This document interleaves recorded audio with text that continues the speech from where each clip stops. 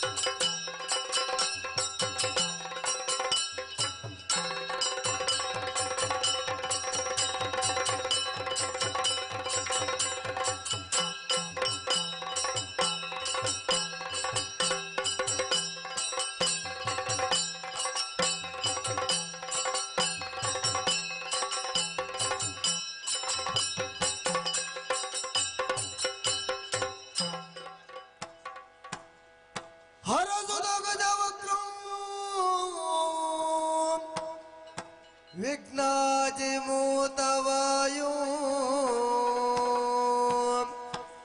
दिनमणि शततेजौ दत्तभक्ते सिद्धार्थौ तमलनुज विनाशौ भूधरौ वारिजाक्षौ कमलजसुरस्तोत्रौ वेदवेद्यां नमामि।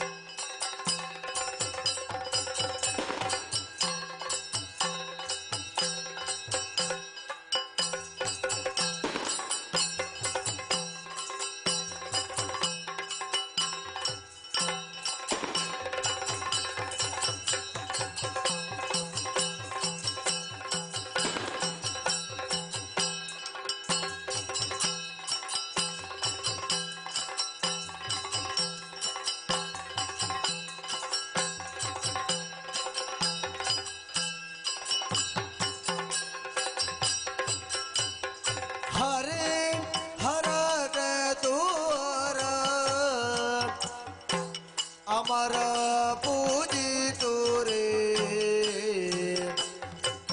अमर पूजित रे अमर पूजित रे वामन रूप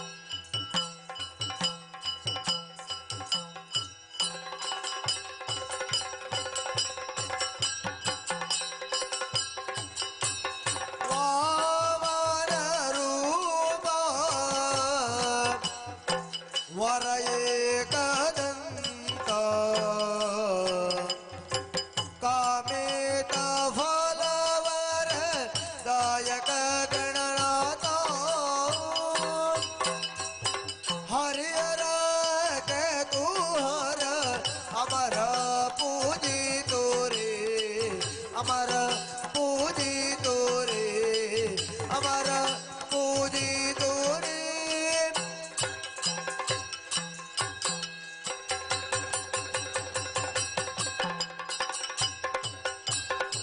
वरण अनल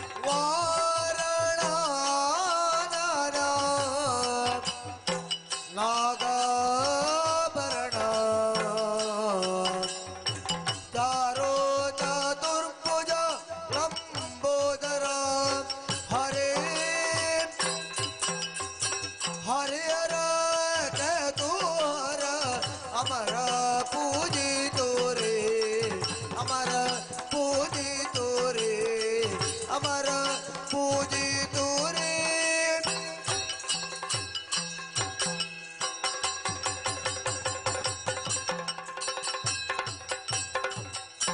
परिपाये राम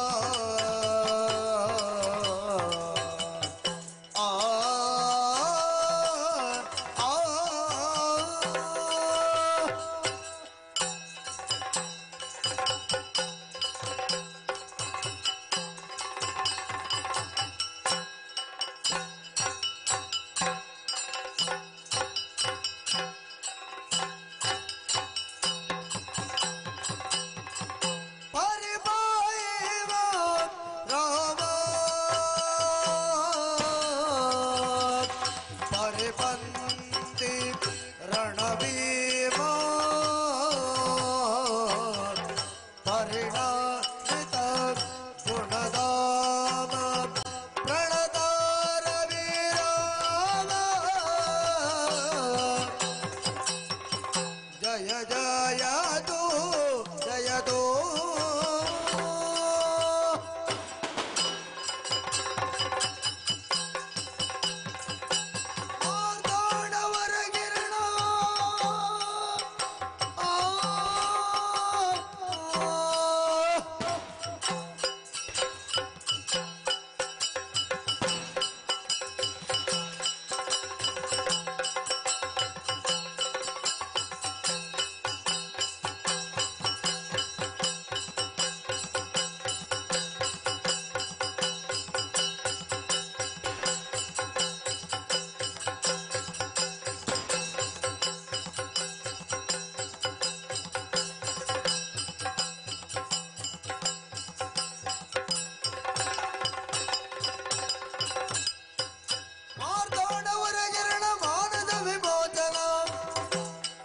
ಶ್ರೀರಾಮ ರಘುವೀರ ರಾಜೀವಾನೇತ್ರ ಜಯ ಜಯತು ಜಯತು ಸುರರಾಜನುತ ಮಾದ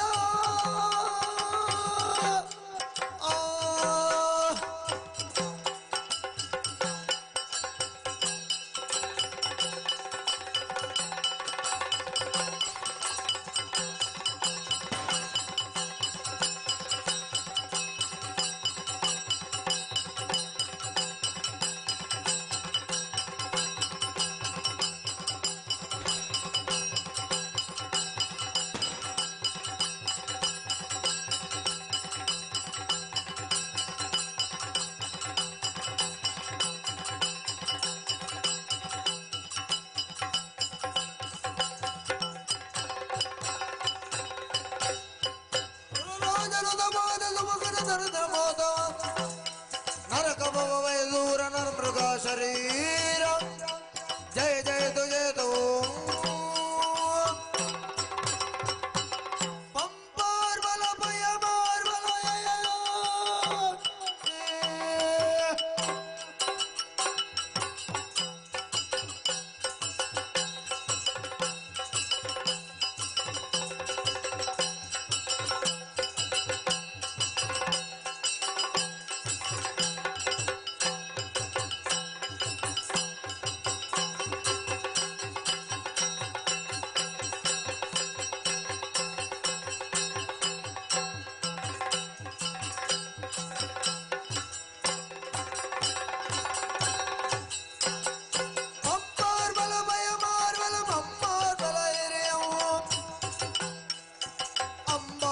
ಶುಭ ಕೇರಳ ಅಂಬಾರ್ಜಿತ ಶುಭಕಂ ಜಯ ಜಯತೋ ಜಯತೋ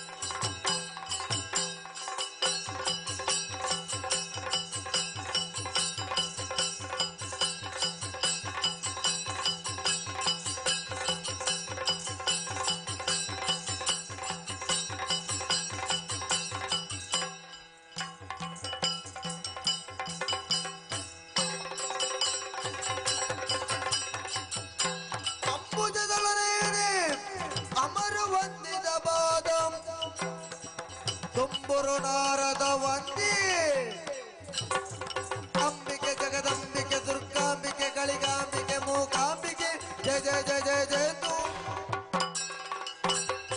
ಭಜನ ಗುಜರಗಳ ಮಳಿದಾಸಿಗೆ ಮೃದಿಜ ಮೌನದ ಮನಸ್ಸುಗ ಬಳಿರಿ ಮುಡಂಗತ್ತಾವದ ಮದವರು ಬರದಲ್ಲಿ ದಡದಲ್ಲಿ ನೆಲೆಸಿ ಒಡೆಯ ವಿಘ್ನೇಶ ಜಯ ಜಯ ಜಯ ಜಯ ಜಯತು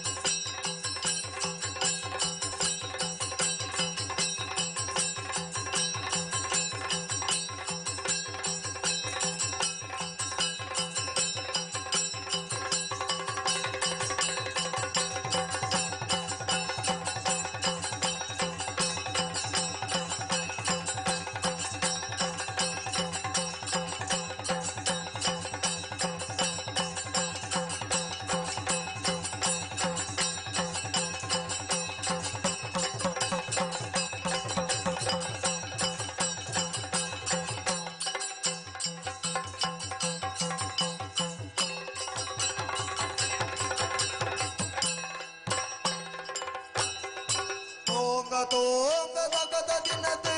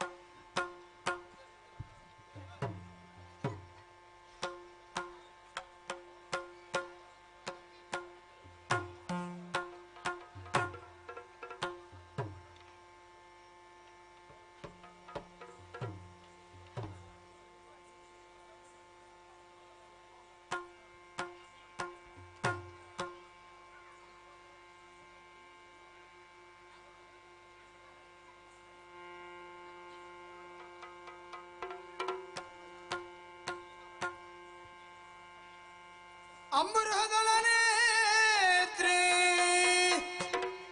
ಶ್ರೀ ದುರ್ಗಾಂಬಿಕೆಯ ಬಲಗೊಂಡು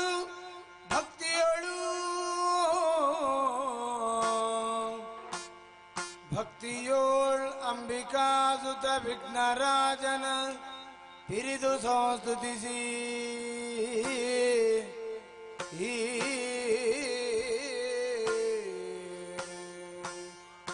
ಅಮ್ಮನಿದೆಯ ಆತ್ಮಜೆಗೆ ಮುಗಿದು ಅಂಬುಜಾದನ ವಾಣಿಯರಾಗ ಪಾದಾಂಬುಜಗೆ ಬಡಬಡದ ವರ್ಣಿಪೆನಿ ಕಥಾಮೃತವ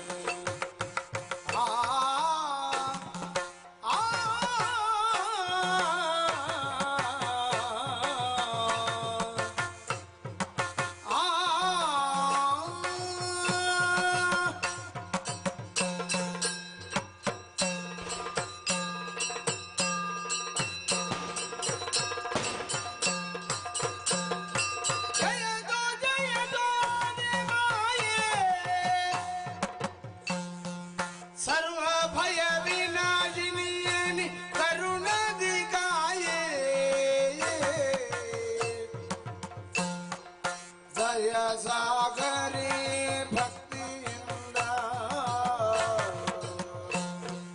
ಪಾದದ್ವಯವನ್ನು ಮರಿದುಂಡಿ ಪತಿಭುಜದಿಂದ ಜಯತು ಜಯತು ಆದಿಮಾಯೇ ಸರ್ವ ಭಯ ವಿನಾಶಿನಿ ಕರುಣಾಧಿಕಾಯೇ ಅಮ್ಮ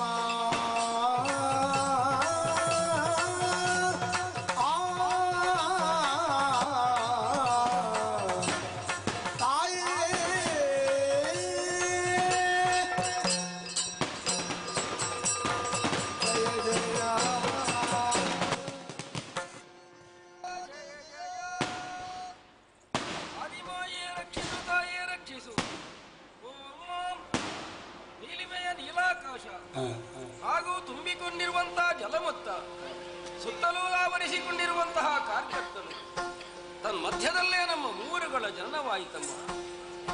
ಜಲಾಲಯದಲ್ಲಿ ತೇಲುತ್ತಾ ಒಂದೆಡೆಯನ್ನು ಸೇರಿಕೊಂಡು ಪರಸ್ಪರ ನಾವ್ಯಾರು ಎನ್ನುವ ಹಾಗೆ ಪ್ರಶ್ನಿಸಿಕೊಂಡರೂ ಸದುತ್ತರವನ್ನು ಪಡೆದುಕೊಳ್ಳುವುದಕ್ಕಾಗದೇ ಹೋಯಿತು. ಭಯವೇ ನಮ್ಮನ್ನಾವರಿಸಿಕೊಂಡಿತ್ತು. ಸಂದರ್ಭದಲ್ಲೇ ಕೇಳಿಸಿದ ನಭೋವಚನ, ಜತೆಯಲ್ಲೇ ಕೊಡಲ್ಪಟ್ಟಂತಹ ಸುಜ್ಞಾನ, ತನ್ಮೂಲಕವಾಗಿ ಕೇಳಿಬಂದ ಓಂಕಾರನಾದವನ್ನೇ ಲಕ್ಷ್ಯವನ್ನಾಗಿಸಿ ನಮಗರಿತ ರೀತಿಯಿಂದ ಹಾಡಿಯೋ ಹೊಗಳಿಯೋ ಏನನ್ನೋ ಮಾಡಿದೆವು. ಅದನ್ನೇ ಸ್ತೌತ್ಯವೆಂದೇ ಪರಿಗಣಿಸಿ ತೇಜೋಮಯಳಾಗಿ ನಮ್ಮ ಕಣ್ಣ ಮುಂದೆ ಕಾಣಿಸಿಕೊಂಡವಳು ನೀನು. ನಿನ್ನ ಪ್ರತ್ಯಕ್ಷ ಮಾತ್ರದಿಂದಲೇ ಭಯದೂರವಾಯಿತು ಎನ್ನುವಾಗ ನೀನು ಭಯಹಾರಣಿಯೂ ನಿಜ. ನಮ್ಮ ಕರೆಗೆ ಹೋಗೊಟ್ಟು ಬಂದವಳು ನಮಗಿಂತ ಆದಿಯಲ್ಲಿರುವವಳು ಮಾಯಾರೂಪ ನೀನು ಎನ್ನುವ ಕಾರಣದಿಂದ ನಿನ್ನನ್ನು ಆದಿಮಾಯ ಎನ್ನುವ ಹಾಗೆ ನಾವು ಗುರುತಿಸಿಕೊಂಡವರು. ನಿನ್ನ ಆದಿ ಮಧ್ಯಾಂತ್ಯವನ್ನು ಕಂಡುಕೊಳ್ಳುವಲ್ಲಿ ನಾವಿನ್ನೂ ಬೆಳೆದಿಲ್ಲವಮ್ಮ. ಆದ್ದರಿಂದಲೇ ದಯಾ ಸಾಗರಿಯು, ಭಯ ವಿನಾಶಿನಿಯು, ಕರುಣಾ ಸಿಂಧುವಾದಂತಹ ನಿನ್ನ ನಡೆದಾವಗಳಿಗೆ ಕೊಡಮಟ್ಟು ಶರಣಾಗಿದ್ದೇವೆ. ನಮ್ಮನ್ನು ಧರಿಸು ತಾಯಿ. ಯಾತಕ್ಕೆ ಜನ್ಮ ಮಾಡಿದ್ದೆ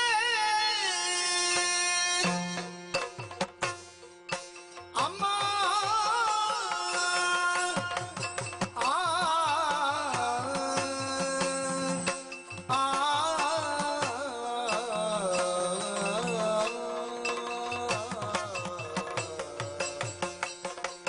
ತಾಯೇ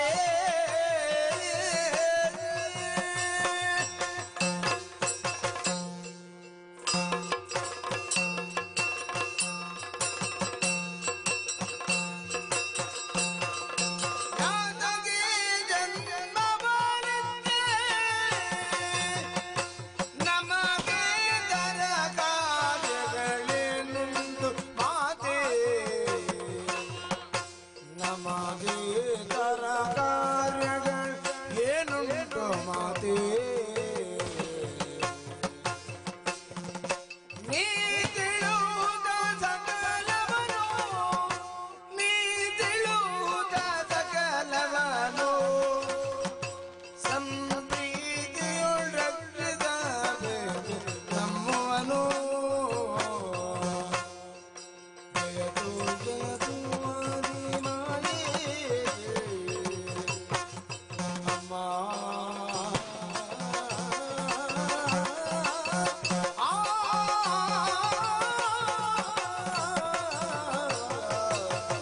ತಾಯೇ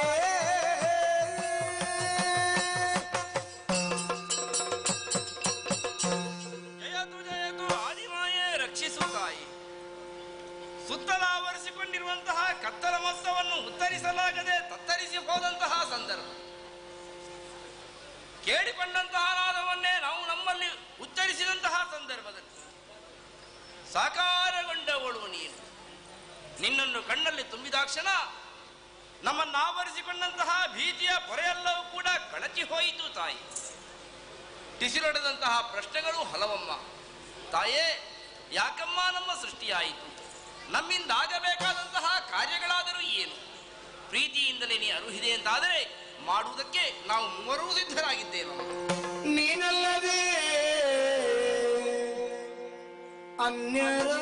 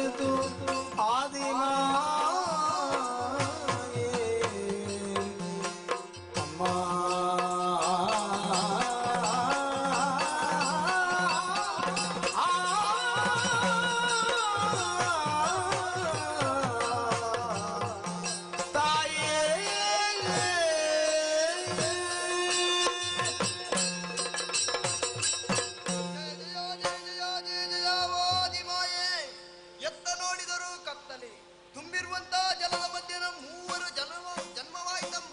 ನಮ್ಮ ಜನ್ಮಕ್ಕೆ ನೀನೇ ಕಾರಣೀಕರ್ತಳು ಎಂಬುದಾಗಿ ಅರಿತವರು ನಾವು. ಅಮ್ಮ, ಜ್ಞಾನಹೀನರಾದಂತ ನಮ್ಮನ್ನು ಸುಜ್ಞಾನದ ಬೆಳಕನ್ನು ತೋರಿಸಿದ ಮಹಾಮಾತೆ ನೀನು. ನೀನಲ್ಲದೆ ಈ ಜಲದಲ್ಲಿ ಅನ್ಯರು ಯಾರಿಹರು ನಮಗೆ. ಸಾನು ರಾಗದಿ ನಮ್ಮನ್ನು ರಕ್ಷಿಸು. ಜಯ ಜಯ ಜಯ ಹರಿಹರ ಬ್ರಹ್ಮನ ಮರೆಸಿಯೇ ನಾಮ ಹರುಷದಿ ಮೂವರಿಗೆ ಇರುವುದು ನಿಮ್ಮಿಂದ ಘನಧೈರ್ಯ ಮುಂದಾಗಿ ಹೊರೆದ ಬೇನದ ನಿಮಗೆ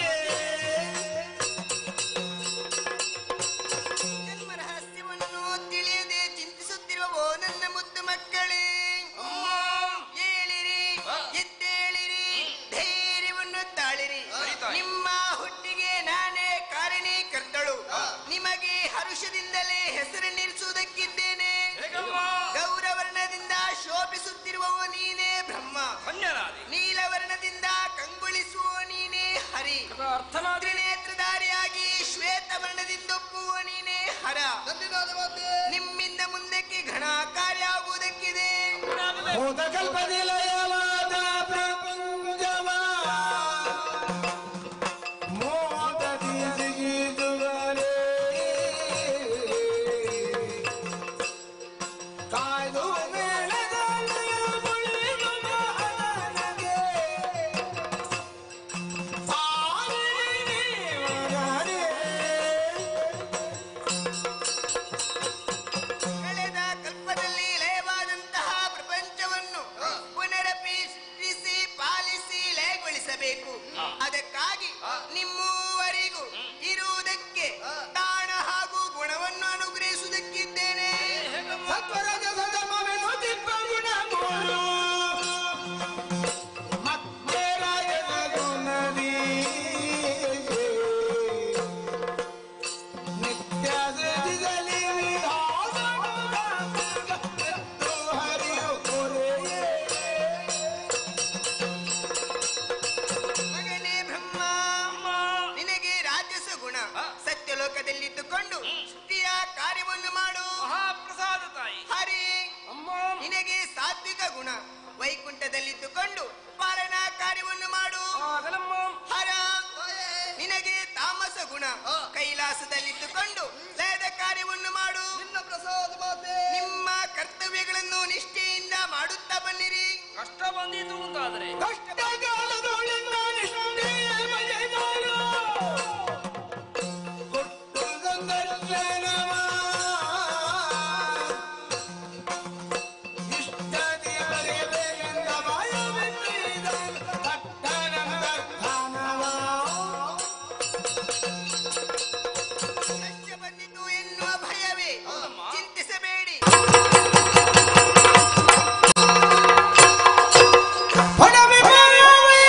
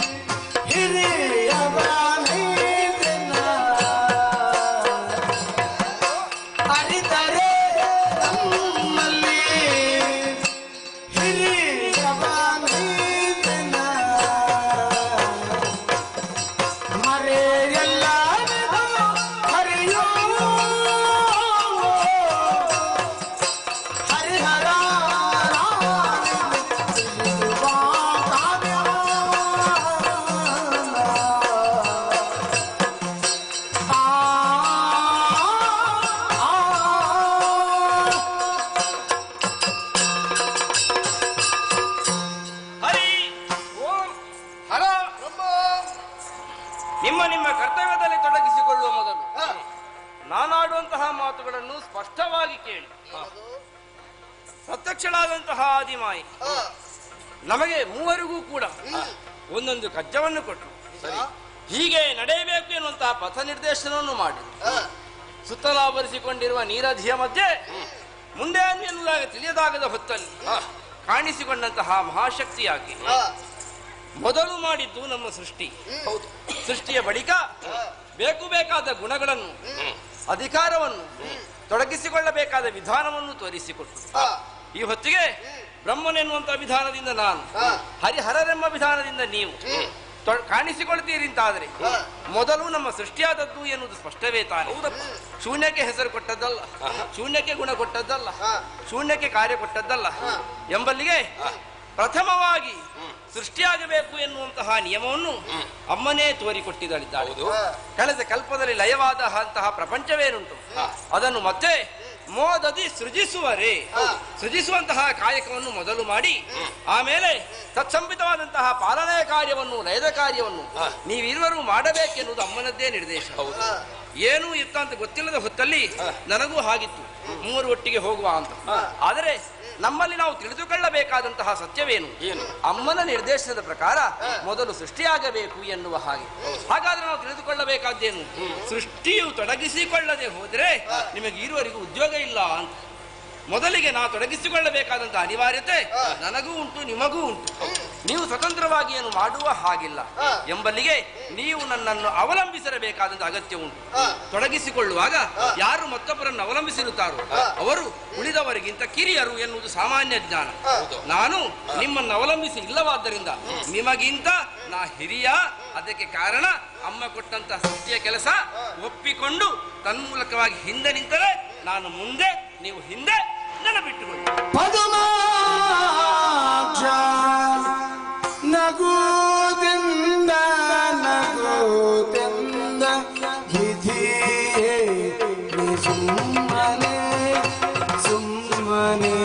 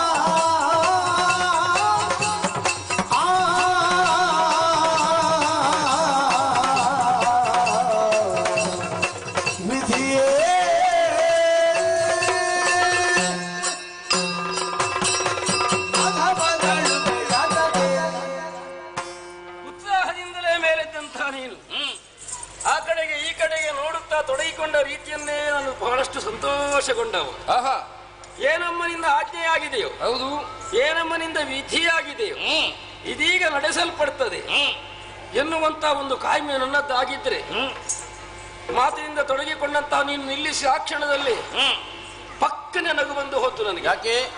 ಯಾಕಪ್ಪ ಇಷ್ಟು ವಿಷಯದ ಮಂಡನೆ ಬ್ರಹ್ಮನದ್ದು? ಯಾಕೆ? ಎಲ್ಲವೂ ನಮ್ಮ ಅನುಭವಕ್ಕೆ ಬಂದ ವಿಷಯ. ಸರಿ, ನಮ್ಮ ಸೃಷ್ಟಿಯಿದ್ದು, ಕಾರ್ಯವನ್ನು ನಿರ್ದೇಶಿಸಿದ್ದು, ಮುನ್ನಡೆಯೋಕೆ ಆಜ್ಞೆಯನ್ನು ಮಾಡಿದ್ದು, ಒಂದು ವಿಧಿಯ ಒಳಗೆ ನಮ್ಮನ್ನು ಕಟ್ಟಿ ಹಾಕಿದ್ದು. ಅಷ್ಟಿದ್ದರೂ ಬ್ರಹ್ಮ ಇದನ್ನು ಪ್ರತ್ಯೇಕವಾಗಿ ಹಾಡುವುದಕ್ಕೆ ಏನಪ್ಪ ಕಾರಣ ಏನು ಅನ್ನುವ ಹಾಗೆ ನಾನು ಯೋಚಿಸಿದ್ರೆ ನಿನ್ನ ಕೊನೆಯ ಸಾಲಿಯನ್ನು ನಿರ್ಣಯಕ್ಕೆ ಬಂದೆ.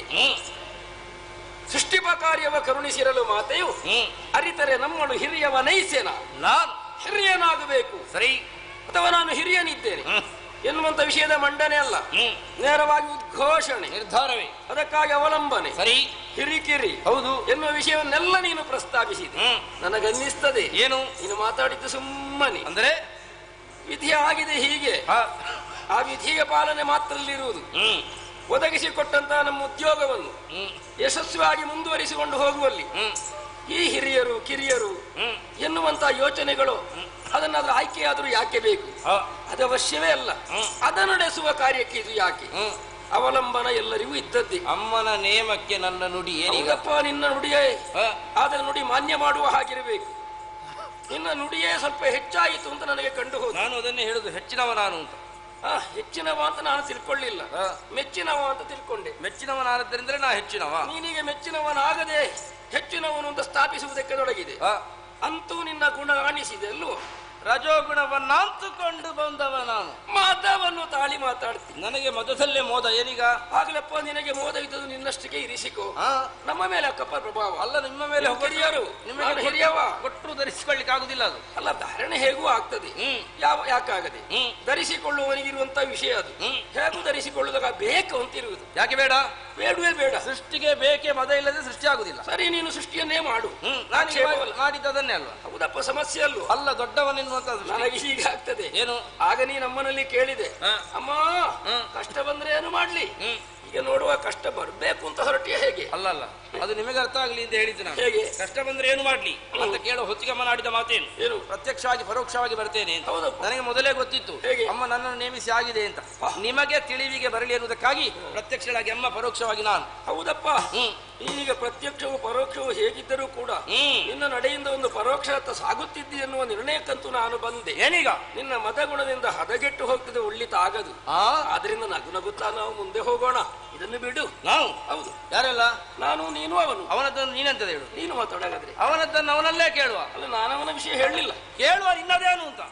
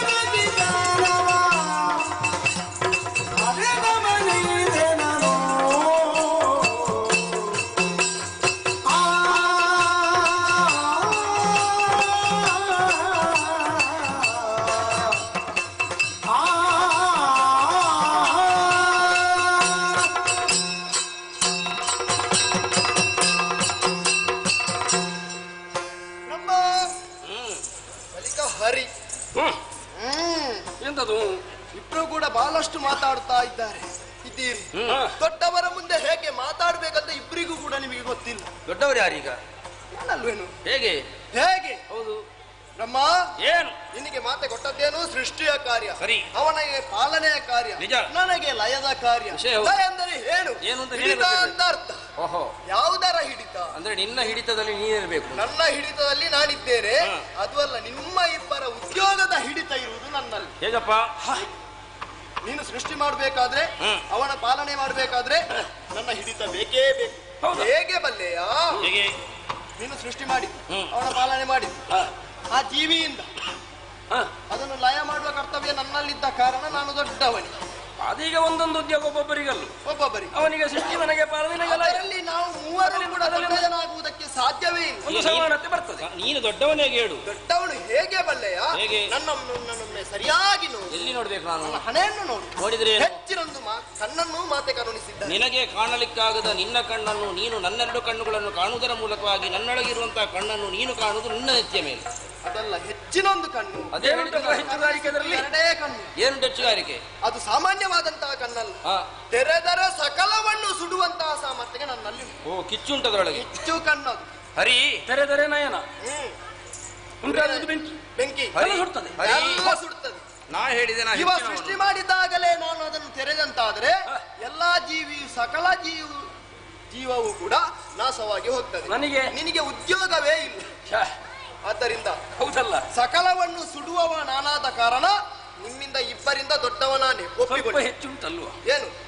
ಹರಿ, ನಾ ಹೇಳಿದೆ ನಾ ಹೆಚ್ಚಿನವನು. ನೀ ಹೇಳಿದೆ ಹೆಚ್ಚಿನವನಲ್ಲ ಮೆಚ್ಚಿನವನಾಗಬೇಕು. ಅವನು ನೋಡಿದ್ರೆ ಕಿಚ್ಚಿನವನು ಅಂತ ಹೇಳ್ತಾ ಇದ್ದ. ಹೆಚ್ಚಿನವನು ಮೆಚ್ಚಿನವನಿಗಿಂತ ಕಿಚ್ಚಿನವನು ಹೆಚ್ಚಾಗ್ತಾನೆ ಅಂತ ಆದ್ರೆ ಮೆಚ್ಚುಗೆ ಪಡೆದಂತ ಹೆಚ್ಚಿನವನ ಹೆಚ್ಚುಗಾರಿಕೆ ಏನು ಎನ್ನುವುದನ್ನು ತೋರಿಸುವಂತಹ ಸಮಯ ನನಗೊದಗಿ ಬಂದಿದೆ. ಹೇಗೆ ಬಲ್ಲಿರಾ? ನೀನೇ ಆಡಿದಂತಹ ಮಾತುಗಳನ್ನು ಒಂದು ಗಮನವಿಟ್ಟು ಕೇಳು. ಹರಿ, ಒಂದು ವಿಷಯದಲ್ಲಿ ನೋಡಿದ್ರೆ ನಾನು ಗೆದ್ದೆ ಈ ಹೊತ್ತಿಗೆ. ಹೇಗೆ ಬಲ್ಲೆಯ? ನಾಯಕನವರ ಬೇಕು ಎನ್ನುವುದು ನನ್ನ ವಾದ ಇದ್ದದ್ದು. ರಜೋಗುಣ ಭೂಷಿತರಾದಂತಹ ನಾನು ತನ್ಮೂಲಕವಾಗಿ ನಾಯಕತ್ವಕ್ಕೆ ಅರ್ಹ ವ್ಯಕ್ತಿ ಅಂತ ಹೇಳಿದೆ. ನೀನು ಹೇಳಿದೆ ನಾಯಕತ್ವ ಎನ್ನುವುದು ಬೇಡ, ಮೂವರು ಸಾಂಘಿಕವಾಗಿ ಹೋಗುವ ನಾಯಕತ್ವ ಬೇಕು ಎನ್ನುವುದಕ್ಕೆ ಅವನದ್ದೊಂದು ಮತವಂತಲ್ಲ. ಅವನು ನಾನು ಅಂತ ಹೇಳುವುದಕ್ಕೆ ಅವನು ನಾನು ಅಂತ ಹೇಳಿದ. ಈ ಸ್ಪರ್ಧೆ ಬಂದಿತ್ತು. ಹೆಚ್ಚಿನ ಒಂದು ಕಣ್ಣಿದ್ದ ಕಾರಣ ನಾನೇ ನಿಮ್ಮಿಂದ ಇಬ್ಬರಿಂದ ನಾನು ದೊಡ್ಡವನೇ. ಇರಲಿ, ಅಂದ್ರೆ ದೊಡ್ಡವನೇ ಒಬ್ಬ ಇದ್ದಾನೆ ಎನ್ನುವುದಕ್ಕೆ ಎರಡು ಮತ ಅಂತ ಆಯ್ತು, ಬೇಡ ಎನ್ನುವುದಕ್ಕೆ ಒಂದು ಮತ ಅಂತ ಆಯ್ತು. ಈಗ ಆ ರೀತಿ ಅಂತ ತಗೊಂಡದ್ದನ್ನು ನನಗೆ ಬೇಕಾದಾಗ ತಗೊಳ್ತೇನೆ. ಈಗ ಎರಡರಲ್ಲಿ ನಾನು ಹೇಗೆ ದೊಡ್ಡವ ಎನ್ನುವುದನ್ನು ನಾನು ನಿರೂಪಿಸಬೇಕಾಗುತ್ತದೆ. ಯೋಚನೆ ಮಾಡಿ ಅವನಾಡಿದಂತಹ ಮಾತಿನ ಮರೆಯಲಿರುವಂತಹ ಧ್ವನಿಯನ್ನು ಗ್ರಹಿಸಿಕೊಂಡ್ರೆ ಸೂಕ್ಷ್ಮವಾಗಿ ಅರ್ಥವಾಗುವುದೇನು?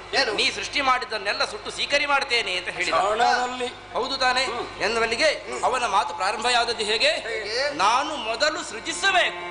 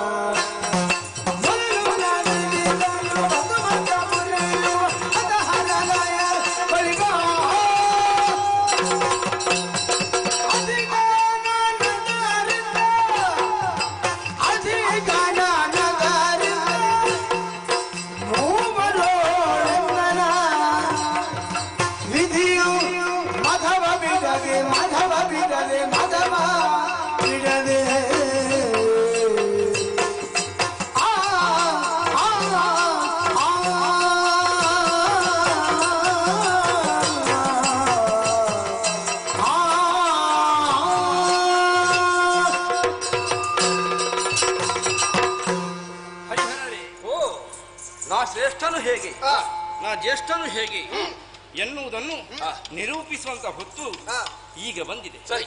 ನನ್ನ ನಿರೂಪಣೆ ಆರಂಭ. ಒಳ್ಳೆಯದು, ಆರಂಭಿಸು.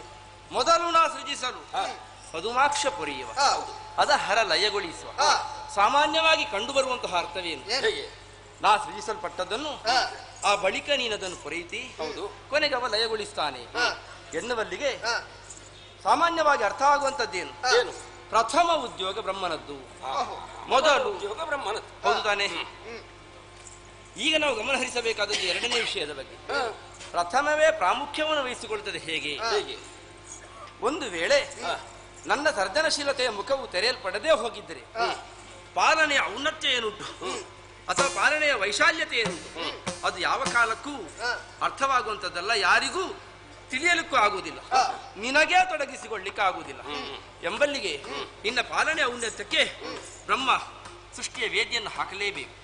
ಆ ಬಳಿಕ ಒಂದು ಹಂತದ ಪಾಲನೆ ಆದ ಬಳಿಕ ಲಯಗೊಳಿಸುವಂತಹ ಕಾಯಕವನ್ನು ಅವ ಮಾಡ್ತಾನೆ. ನೋಡಿ, ಕಳೆದ ಕಲ್ಪದಲ್ಲಿ ಲಯವಾದಂತಹ ಪ್ರಪಂಚ ಅದನ್ನು ಮತ್ತೆ ಮೋದದಿ ಸೃಜಿಸಬೇಕು. ಲಯವಾದದ್ದನ್ನಾದರೂ ಕೂಡ ಸೃಜಿಸುವಂತಹ ಸಾಮರ್ಥ್ಯವನ್ನು ಹೊಂದಿರುವ ಬ್ರಹ್ಮ ನಾಶದಿಂದ ಸೃಷ್ಟಿ ಅಥವಾ ಶೂನ್ಯದಿಂದ ಸೃಷ್ಟಿ. ಕಳೆದ ಕರ್ಮದ್ದು ಹಿಂದಿನ ಕರ್ಮವೇನುಂಟು ಅದನ್ನೆಲ್ಲ ಲೆಕ್ಕ ಹಾಕಿ ನಾಶವಾದ ಕಡೆಯಿಂದಲೂ ಕೂಡ ಹೊಸ ಭಾವ ಟಿಸಿಲೊಡೆಯುವ ಹಾಗೆ ಮಾಡ್ತೇನೆ. ಸೃಷ್ಟಿಯ ಭಾವ ಸೃಷ್ಟಿಗೀತೆಯ ಮೂಲಕವಾಗಿ ತೆರೆದುಕೊಳ್ಳುತ್ತದೆ ಎನ್ನುವಲ್ಲಿಗೆ ಸೃಷ್ಟಿಯು ಪ್ರಾಮುಖ್ಯತೆಯನ್ನು ವಹಿಸಿಕೊಳ್ಳುತ್ತದೆ.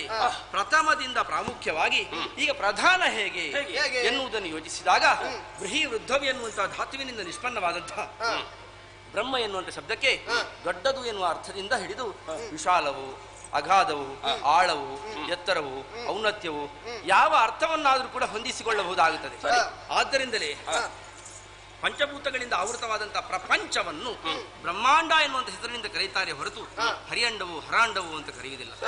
ಯಾವಾಗ ನನ್ನ ನಿರೂಪ ಉಂಟು ಆ ನಿರೂಪ ಎಷ್ಟು ಪ್ರಾಮುಖ್ಯತೆಯನ್ನು ವಹಿಸಿಕೊಳ್ತದೆ ಅಂತ ಹೇಳಿದರೆ ಅದನ್ನು ಮೀರಿ ಹರಿಯು ನಡೆಯುವ ಹಾಗಿಲ್ಲ, ಹರವು ನಡೆಯುವ ಹಾಗಿಲ್ಲ. ಆದ್ದರಿಂದ ಅದಕ್ಕೆ ಹರಿಬರಹೋ ಹರಬರಹೋ ಅಂತ ಹೆಸರಿಲ್ಲ, ವಿಧಿಬರಹ ಬ್ರಹ್ಮಲಿಖಿತ ಅಂತ ಹೆಸರು. ಬ್ರಹ್ಮಲಿಖಿತವನ್ನು ಮೀರಿ ನಡೆಯಲುಬಹುದೇ? ಹೌದು ತಾನೆ?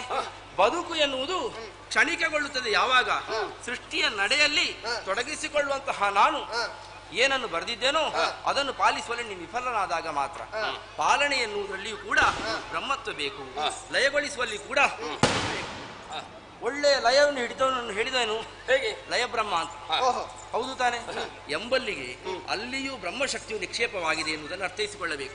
ಯಾವಾಗಲೂ ಯಾವ ಕಾಲಕ್ಕೂ ಯಾರಿಂದಲೂ ಬಿಡಿಸಲಾಗದೇ ಇರುವಂತದ್ದನ್ನು ಬ್ರಹ್ಮಗಂಟು ಎನ್ನುತ್ತರು. ಒಂದೇ ಸೂತ್ರದಡಿಯಲ್ಲಿ ಎಲ್ಲವನ್ನೂ ಕೂಡ ನಿರೂಪಿಸಬಲ್ಲಂತ ಸಾಮರ್ಥ್ಯ ಇರುವುದರಿಂದಲೇ ಬ್ರಹ್ಮಸೂತ್ರ ಎನ್ನುವಂಥದ್ದು. ಶ್ರೇಷ್ಠ ಉಪದೇಶಕ್ಕೆ ಬ್ರಹ್ಮೋಪದೇಶ, ಶ್ರೇಷ್ಠ ಜ್ಞಾನ ಬ್ರಹ್ಮಜ್ಞಾನ, ಶ್ರೇಷ್ಠ ವಿದ್ಯೆ ಬ್ರಹ್ಮವಿದ್ಯೆ, ಶ್ರೇಷ್ಠ ಪದ ಬ್ರಹ್ಮಪದ, ಶ್ರೇಷ್ಠ ನಡೆ ಬ್ರಹ್ಮನಡೆ. ಅಮ್ಮನನ್ನು ಕಂಡಾಗ ನಮಗಾದಂತಹ ಆನಂದಕ್ಕೆ ಹೆಸರೇ ಬ್ರಹ್ಮಾನಂದ ಎನ್ನುವ ಹಾಗೆ. ಹೀಗೆ ವೇದಕ್ಕೂ ಕೂಡ ಬ್ರಹ್ಮ ಎನ್ನುವಂತ ಹೆಸರಿರುವಾಗ ಸರ್ವಂ ಕಲ್ವಿದಂ ಬ್ರಹ್ಮ ಎನ್ನುವಂತಹ ನಿಲುವಿನಲ್ಲಿ ಎಲ್ಲವೂ ಕೂಡ ಬ್ರಹ್ಮದೊಳಗೆ ಉಂಟು. ನೀನು ಇದ್ದಿ, ಅವನು ಇದ್ದಿ, ನಿಮ್ಮ ವಿಳಾಸವೇ ಬ್ರಹ್ಮದೊಳಗೆ ಇರುವಾಗ ಬ್ರಹ್ಮದಕ್ಕಿಂತ ಆಚೆಯನ್ನು ಎನ್ನುವುದನ್ನು ನೀವು ಕಲ್ಪಿಸಿಕೊಳ್ಳುವ ಹಾಗಿಲ್ಲ. ಜೀವಿಯು ತನ್ನ ದತ್ತ ಸ್ವಾತಂತ್ರ್ಯದಿಂದ ತನ್ನನ್ನು ತಾನು ತೊಡಗಿಸಿಕೊಂಡು ಔನ್ನತ್ಯವನ್ನು ಸಾಧಿಸಿದ್ರು ಕೂಡ ಕೊನೆಗೆ ಬಿಡಬೇಕಾದದ್ದು ಬ್ರಹ್ಮಾರ್ಪಣ ಎನ್ನುವಲ್ಲಿಗೆ ಆದಿ ಎನ್ನುವುದು ಬ್ರಹ್ಮನಿಂದ ಪ್ರಾರಂಭ. ಅಮ್ಮನೇ ಹೇಳಿ ಬಿಡುವುದು ಬ್ರಹ್ಮಾರ್ಪಣವಲ್ವಾ? ನಿನಗೆ ಕೊನೆಯದೇ ಹೌದು, ಅಲ್ಲಿ ಬರುವುದು ನಿನಗೆ ಕೊನೆಯದಲ್ವಾ? ಹಾಗಲ್ಲ. ಅದು ಮತ್ತೆ ಕೊನೆಗೆ ಬ್ರಹ್ಮಾರ್ಪಣ ಅಂದ್ರೆ ಏನು? ಏನು? ನಿಮ್ಮ ಕಾರ್ಯದಲ್ಲಿ ನೀವೆಷ್ಟು ಉಜ್ಜುಗಿಸಿದರೂ ಕೂಡ ನನಗೆ ಬ್ರಹ್ಮಾರ್ಪಣ ಕೊಡದದ್ದು ಕೊನೆಯಾಗುವುದಿಲ್ಲ ಅಂತ ಎಂಬಲ್ಲಿಗೆ ನಿನ್ನ ಪ್ರಥಮ ಮಾಡುವುದಂತಹ ಕೆಲಸ ನಿನ್ನದು ಶ್ರೇಷ್ಠ. ನಾನು ಒಪ್ಪಿಕೊಳ್ಳುವುದಿಲ್ಲ. ಯಾಕೆ? ಪ್ರಥಮವೂ ನಾನೇ, ಕೊನೆಯೂ ನಾನೇ, ನಡುವೆ ನೀವಿದ್ದೀರಷ್ಟೇ. ಅದು ನೀನೇ ಹೇಳಿದ ಮಾತಿಗೆ ನಾವು ಒಪ್ಪಿಕೊಳ್ಳುವುದಕ್ಕೆ ಸಾಧ್ಯವಿಲ್ಲ. ಕೇಳು. ಹೇಗೆ ಬಲ್ಲೆಯ? ಈಗ ನನಗೆ ಹೆಚ್ಚಿನೊಂದು ಕಣ್ಣುಂಟು ಅಂತ ಆದಾಗ ಅದನ್ನು ನೀನು ದೊಡ್ಡವ ಅಂತ ಒಪ್ಪಿಕೊಳ್ಳುವುದಿಲ್ಲ. ಆದರೆ ನೀನು ಪ್ರಥಮ ಮಾಡುವ ಕಾರ್ಯವನ್ನು ನಾವು ಯಾಕೆ ಒಪ್ಪಿಕೊಳ್ಳಬೇಕು? ಯಾಕೆ ಬಲ್ಲೆಯ? ಮಾತೆಯೇ ನಮಗೆ ಕರುಣಿಸಿದ್ದೇನು ಉದ್ಯೋಗ ಎಲ್ಲರಿಗೆ ಒಂದೇ ರೀತಿಯಲ್ಲಿ ಅದನ್ನು ನಡೆಸುವ ನಮ್ಮ ಒಂದೇ ರೀತಿಯಲ್ಲಿ ಕರ್ತವ್ಯ. ಅದನ್ನು ನೀನು ಮಧ್ಯಪದದಲ್ಲಿ ನಿಂತು ಮಾತಾಡುವುದನ್ನು ಮತ್ತೆ ಮಾತಾಡು. ಈಗ ಅವಕಾಶ ನನಗೆ ಕೂಡ ನನ್ನದು ಮುಗಿಯದೆ ನೀನು ನಡುವೆ ಮಾತಾಡಿದಲ್ಲ, ಅದು ಆಗುವುದಿಲ್ಲ. ನಿನ್ನದು ಯಾವತ್ತು ಮುಗಿಯುತ್ತದೆ ಅಂತ ನಾನು ಯಾವ ಕಾಯ್ದೆ ನಿನ್ನದು ಯಾವತ್ತು ಮುಗಿಯುತ್ತದೆ? ಅದು ಆಗುವುದಿಲ್ಲ. ಎಲ್ಲೋ ನೀನು ಪ್ರಥಮ ಎಂಬುದಾಗಿ ನಾನು ಒಪ್ಪಿಕೊಳ್ಳುವುದಕ್ಕೆ ಸಾಧ್ಯವಿಲ್ಲ. ಯಾಕೆ ಬಲ್ಲೆ? ಯಾಕೆ ಹೇಳು? ನೀನು ಮೊದಲೇ ಅಧಿಕ ಪ್ರಸಂಗವನ್ನು ಮಾಡಿದ್ದಿ. ನೀನು ಪ್ರಸಂಗದ ಒಳಗೆ ಇಲ್ಲ, ಪ್ರಸಂಗದ ಹೊರಗೆ. ನಾನು ಮೊದಲೇ ಪ್ರಾರಂಭಿಸಿದಾಗ ನೋಡಿದ್ದೇನೆ. ನಾವು ಇಬ್ಬರು ಮಾತಾಡಿದ್ದು ಹೇಗೆ? ಜಲದಲ್ಲಿ ಹುಟ್ಟಿದವರು ನಾವು ಮೂವರು. ಸರಿ ಅಮ್ಮ, ಈ ಜಲದಲ್ಲಿ ಹುಟ್ಟಿಕೊಂಡವರು ನೀನೇ ನಮ್ಮನ್ನು ರಕ್ಷಿಸಬೇಕು ಅಂತ. ಎರಡನೇಯಾಗಿ ನೀನು ಮಾತಾಡುದು ಏಕೆ? ನನ್ನ ಜನ್ಮ ಯಾತಕ್ಕೆ, ಮುಂದೆ ಆಗುವ ಕಾರ್ಯಗಳು ಏನು ಅಂತ ಎರಡು ವಿಚಾರವನ್ನು ನೀನು ಅಲ್ಲೇ ಕೇಳಿದ್ದಿ. ಸರಿ, ಈ ಎರಡು ವಿಚಾರವನ್ನು ಕೇಳುವಾಗ ಮೂರನೆಯದು ನಿನಗೆ ಕೇಳಬಹುದಿತ್ತು. ಅಮ್ಮ, ಮೂವರ ಜನನವಾಯಿತು, ಉದ್ಯೋಗವನ್ನು ಎಲ್ಲರಿಗೆ ಕರುಣಿಸಿದ್ದಿ, ಇದರಲ್ಲಿ ಮೂರರಲ್ಲಿ ಶ್ರೇಷ್ಠನೊಬ್ಬ ಆಗ್ಬೇಕು. ಈ ಆಗಬೇಕು ಎಂಬುದಾಗಿ. ಅದು ಮಾತೆಯೇ ಕರುಣಿಸಿದಲ್ಲಂತಾದ್ರೆ ನಾವು ಒಪ್ಪಿಕೊಳ್ಳಬೇವುದಿತ್ತು. ಹೇಗೆ ಬ್ರಹ್ಮ ದೊಡ್ಡವ ಅಂತ. ಈಗ ನನ್ನ ಕಣ್ಣಿನ ಮೂಲಕವಾಗಿ ನಾನು ದೊಡ್ಡವ ಅಂತ ನೀನು ಭಾವಿಸದಿದ್ರೆ, ನಿನ್ನ ಮೂಲಕವಾಗಿ ನೀನೇ ಹೇಗೆ ಶ್ರೇಷ್ಠನೆಂಬುದನ್ನು ನೀನು ನಿರೂಪಿಸು, ನನ್ನ ಅಭ್ಯಂತರ ಇಲ್ಲ. ಹಾಗೆ ನಿರೂಪಿಸುವಾಗ ಪ್ರಶ್ನೆ ಬಂದ ಕಾಲಕ್ಕೆ ನಾನು ಪ್ರಶ್ನಿಸ್ತೇನೆ. ಪ್ರಶ್ನಿಸ್ತೇನೆ, ಹೇಗೆ ನಿರೂಪಣೆ ನಿನ್ನದು ಮೂರನೇ ಕಣ್ಣು ಶ್ರೇಷ್ಠ ಎನ್ನುವ ಹಾಗೆ. ನನ್ನ ನಿರೂಪಣೆ ಏನಿದ್ದದೀಗ ಸೃಷ್ಟಿಯ ಕಾರ್ಯಕ್ರಮದ ಮೂಲಕವಾಗಿ ಪ್ರಥಮವು ಪ್ರಾಮುಖ್ಯವನ್ನು ವಹಿಸಿ ಹೇಗೆ ಪ್ರಾಧಾನ್ಯವನ್ನು ವಹಿಸಿಕೊಳ್ಳುತ್ತದೆ ಎನ್ನುವ ಹಾಗೆ. ಆದಿಯಿಂದ ಹಿಡಿದ ಅಂತ್ಯದ ತನಕವೂ ಕೂಡ ಸರ್ವವು ಬ್ರಹ್ಮಮಯವಾಗಿರುವಾಗ ಬ್ರಹ್ಮದಿಂದ ಹೊರತಾದಂತಹ ಯಾವ ವಿಷಯವನ್ನು ನೀವು ಇದರಲ್ಲಿ ಆಲೋಚಿಸುವ ಹಾಗಿಲ್ಲ. ಯೋಚನೆ ಮಾಡಯ್ಯ, ಮೂರನೇ ಕಣ್ಣನ್ನು ತೆರೆಯುವುದರ ಮೂಲಕವಾಗಿ ಲೋಕವನ್ನು ಸುಟ್ಟು ಸೀಕರಿ ಮಾಡ್ತಿ. ನಾಶ ಎನ್ನುವುದು ಸೃಷ್ಟಿ ಅಲ್ವಲ್ಲ. ನಾಶದ ಮೂಲಕವಾಗಿ ಪ್ರಭುತ್ವ ಸ್ಥಾಪಿಸಲಿಕ್ಕೆ ಆಗ್ತದ ಹೇಳು? ಆಗುವುದಿಲ್ಲ. ನಿನ್ನ ಅಧಿಕಾರದ ಬಗ್ಗೆ ನನ್ನ ಹಸ್ತಕ್ಷೇಪವಿಲ್ಲ. ನಿನ್ನ ಅಧಿಕಾರ ದೊಡ್ಡದೆ, ನನ್ನಷ್ಟಲ್ಲ ಅಂತ ಹೇಳುವುದು ನಾನು. ಸೃಷ್ಟಿಯ ಕಾರ್ಯದ ಮೂಲಕವಾಗಿ ವಿಕಸನ ಹೊಂದುತ್ತದೆ. ಜೀವಿಯು ತೊಡಗಿಸಿಕೊಂಡ ಬಳಿಕ ಹೊಸ ಭಾವಗಳ ಸೃಷ್ಟಿ, ಹೊಸ ಯೋಚನೆಗಳ ಸೃಷ್ಟಿ, ಹೊಸ ತೊಡಗಿಸಿಕೊಳ್ಳುವ ಸೃಷ್ಟಿ. ಎಲ್ಲಾ ಸೃಷ್ಟಿಯಲ್ಲಿಯೂ ಕೂಡ ಹೊಸತನವನ್ನು ಸೇರಿಸುವುದರೊಂದಿಗೆ ಅವುಗಳ ಚಿಗುರೊಡೆಯುವಿಕೆಗೆ ಕಾರಣನಾಗುವ ಬ್ರಹ್ಮ. ಆ ಬ್ರಹ್ಮನ ತೊಡಗಿಸಿಕೊಳ್ಳುವಿಕೆ ಇಲ್ಲದೆ ಹೋದಂತಾದರೆ ನೀವು ನಿಮ್ಮ ಅಸ್ತಿತ್ವವನ್ನು ಸ್ಥಾಪಿಸಿಕೊಳ್ಳಲಿಕ್ಕೆ ಆಗುವುದಿಲ್ಲ. ಒಂದು ಹಂತದಲ್ಲಿ ಯೋಚನೆ ಮಾಡಿದ್ರೆ ಬ್ರಹ್ಮನ ನಂತರದ ಸಾಮರ್ಥ್ಯ ಇರುವುದು ಪಾಲನೆಗೆ ಹೊರತು ಲಯಕ್ಕೆ ಅಲ್ಲವೇ ಅಲ್ಲ. ಅಮ್ಮ ಏನು ಹೇಳಿದ್ರು ಅವುಗಳ ಕುರಿತಾಗಿ ಅಮ್ಮನ ಹತ್ರ ಏನು ಕೇಳಬೇಕು ಎನ್ನುವ ಹಾಗೆ ನೀನು ಹೇಳುವಾಗಿಲ್ಲಲ್ಲ. ಈಗ ನಾನು ಹೇಳಿದ ಬ್ರಹ್ಮನ ಸೃಷ್ಟಿಗೆ ಪಾಲನೆಗೆ ಕರ್ತವಂತಾದ್ರೆ ನಾನು ಹೋದ ಕಲ್ಪದಲ್ಲಿ ಲಯದನ್ನಲ್ವಾ ನೀನು ಪುನರಪಿಸಿ. ಈಗ ಹೋದ ಕಲ್ಪದಲ್ಲಿ ನೀನು ಲಯಗೊಳಿಸಿದಂತೆ ಯಾರು ಹೇಳಿ? ಆದ್ರೆ ನೀನು ಸೃಷ್ಟಿ ಮಾಡಿದಂತೆ ಯಾರು ಹೇಳಿ? ನಾನು ಹೋದ ಕಲ್ಪದಲ್ಲಿ ಸೃಷ್ಟಿ ಮಾಡಿದಂತೆ ಹೇಳಲೇ ಇಲ್ಲ. ನಾನು ಮಾತಾಡುದು ಈ ಕಲ್ಪದ್ದು ಮಾತ್ರ. ಈ ಕಲ್ಪದಾದ್ರೂ ನಿನ್ನ ಸೃಷ್ಟಿ ಅಷ್ಟೊಂದು ಘನ ಅಲ್ವೇ? ಹೌದಾ, ಅಷ್ಟೊಂದು ಘನ ಅಂತ ನೀನು ಹೇಳುವುದಲ್ಲ ಅಂತ. ನೀನು ಇನ್ನದ್ದು ಮಾತಾಡು ಸಾಕು. ಯೋಚನೆ ಮಾಡುವುದು ಏನನ್ನು ನೀವು ಯೋಚನೆ ಮಾಡಬೇಕಾದ್ದೇನು? ಸೃಷ್ಟಿಯ ಮೂಲಕವಾಗಿಯೂ ಹರಿ ಯೋಚಿಸು. ಬ್ರಹ್ಮ ಪದದಿಂದ ಆರಂಭವಾಗಿ ಕೊನೆಯ ಬ್ರಹ್ಮ ನಡೆಯ ತನಕ ಸರ್ವಂ ಕಲ್ವಿದಂ ಬ್ರಹ್ಮ. ಅವನಿಗೆ ಸ್ವಲ್ಪ ಹೇಳಿಕೊ. ಅಷ್ಟು ಘನ ಉಂಟು ಸೃಷ್ಟಿ ಕಾರ್ಯವೋ ಅಷ್ಟೊಂದು ಘನವಲ್ಲ.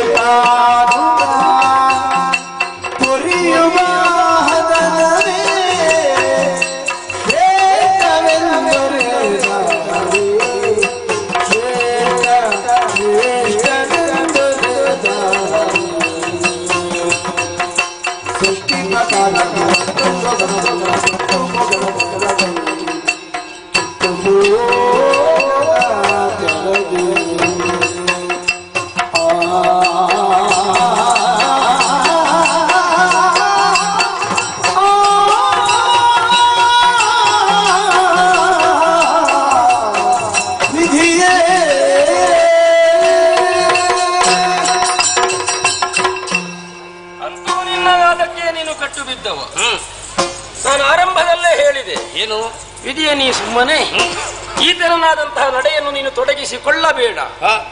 ಪರಿಣಾಮ ಏನಾದೀತು ಎನ್ನುವಂತಹ ಲಕ್ಷ್ಯವನ್ನು ಇರಿಸಿಕೊಂಡೆ ಆದಾರಿ ಬೇಡ ಅಂತ ನಾನು ಆಡಿದೆ. ಒಪ್ಪದ ನೀನು ಅವನಿಗೆ ಆಯ್ಕೆಗೆ ಅವಕಾಶ ಕೊಟ್ಟು ನಾನು ಅನ್ನುವುದನ್ನು ಅವ ಸ್ಥಾಪಿಸ್ತಾನೆ. ನಿಮ್ಮೊಳಗೆ ನಡೆದಂತಹ ವಾದದಲ್ಲಿ ಏನು ತೀರ್ಮಾನ ಮಾಡಿ ಆಯ್ತು? ಏನೂ ಆಗ್ಲಿಲ್ಲ. ನಿನ್ನ ವಾದಕ್ಕೆ ನೀನು ಕಟ್ಟು ಬಿದ್ದೆ, ಅವನ ನಡೆಗೆ ಅವನೇ ಬದ್ಧನಾದ. ನೀವಿರುವ ಅದೇ ದಾರಿಯಲ್ಲಿ ಹೋಗ್ತಾ ಇದ್ದೀರಿ. ನಾನು ಊಹಿಸಿದ್ದೇ ಆಯ್ತು ನೋಡು. ಸರಿ, ಜಟಿಲತೆಯ ಒದಗಿ ಬಂದದ್ದು. ಈಗ ನನ್ನನ್ನು ನಾನು ನಿರೂಪಿಸಿದನಲ್ಲ, ನಾನು ಶ್ರೇಷ್ಠವಾಗಿ ನಿರೂಪಿಸಿ ಆಯ್ತಲ್ಲ. ಆಯ್ದುಕೊಂಡಂತಹ ಪಥದಲ್ಲಿ ಸರಿಯಾದಂತಹ ಒಂದು ಫಲವೇ ಬಾರದೆ ಹೋಯ್ತು ಅಂತಾದ್ರೆ ಆಯ್ಕೆಯೇ ತಪ್ಪು ಅಂತ ಆಗ್ತದೆ ಒಂದು.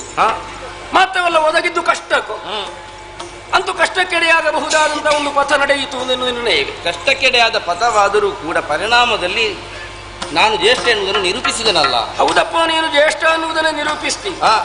ಈಗ ನೀನು ನಿರೂಪಿಸಿದ್ದನು ನನಗಂತ ಯಾಕೆ ಒಪ್ಪಿಗೆ ಇಲ್ಲ? ಯಾಕೆ ನಾನು ಆರಂಭದಿಂದಲೇ ಆಕ್ಷೇಪಿಸಿದ ಈ ನಡೆ ಬೇಡ ಅಂತ ಎಂದ ಮೇಲೆ ಮತ್ತೆ ನೀನು ಜ್ಯೇಷ್ಠ ಹೌದಾ ಅಲ್ಲೋ ಅನ್ನುವುದರ ನಿರ್ಧಾರಕ್ಕೆ ನಾನು ಕೈ ಇಕ್ಕಲಿಕ್ಕೆ ಇಲ್ಲ. ಬೇಡವೆಂದು ಬಿಟ್ಟ ದಾರಿಯನ್ನು ಮತ್ತೆ ನಾನು ಆಯ್ದುಕೊಳ್ಳುವುದಾದ್ರೂ ಯಾಕೆ? ಹಾಗಾದ್ರೆ ನಿನ್ನ ಆಯ್ಕೆಯ ದಾರಿ ಯಾವುದು? ಹಾಗೆ ಯೋಚನೆ ಮಾಡಿದಾಗ ಹುಟ್ಟು ಎನ್ನುವುದು ಮೊದಲು ಎನ್ನುವುದು ಸಹಜ. ಒಂದು ಪಾತ್ರವಿಲ್ಲದೆ ಪಾತ್ರಕ್ಕೆ ತುಂಬಿಸುವುದಕ್ಕಾಗುವುದಿಲ್ಲ, ಪಾತ್ರತ್ವ ಸಿದ್ಧ ಮಾಡುವುದಕ್ಕಾಗುವುದಿಲ್ಲ ಅಲ್ಲವೇ ಎನ್ನುವುದು ಕಾಣಿಕೆಯಾಗಿ ಒದಗಿ ಬಂದುದು. ಹಾಗೆನ್ನುವುದು ಪ್ರಥಮ ಹಂತವಾಗ್ತದೆ ಹೊರತು ಅದು ಪೂರ್ಣತೆಯೋ ಅದರಲ್ಲೆಲ್ಲ ಉಂಟು ಎಂಬ ತೀರ್ಮಾನ ಮಾಡುವುದಕ್ಕಾಗುವುದಿಲ್ಲ.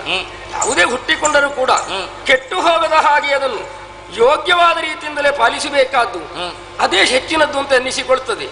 ಈಗ ನಿಮ್ಮ ನಡೆಯಿಂದ ಕೆಟ್ಟು ಹೋದ್ದು, ನಾನೀಗೇನು ಮಾಡೋಣ? ಏನು ಆಗಬಾರದು ಎನ್ನುವುದಕ್ಕೆ ನಿಮಗೆ ಸಮಾಧಾನವನ್ನು ಮಾಡುವ ಉದ್ಯೋಗಕ್ಕೆ ಹೊರಡಬೇಕಷ್ಟೇ.